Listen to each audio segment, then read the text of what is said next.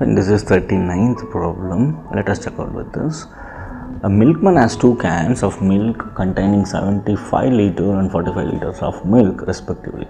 What will be the measure of largest vessel that can measure the milk of the two cans exactly? So this is a simple HCF problem, right? What you need to do, you are supposed to find the HCF of this. So HCF of 75 and as well as 45. Go with the division method. Okay, go with the division method.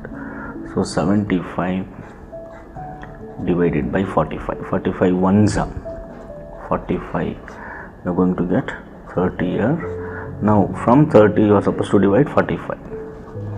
30 ones are 30. You are going to get 15. From 15 you are supposed to divide by 30. 15 twos are 30. So you got 0 remainder. That's what 15 is the HCF of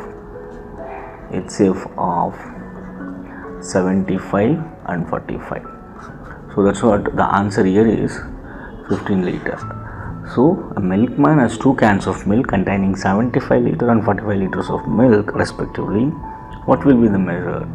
That is 15 liter can or vessel can measure the milk of the two cans exactly.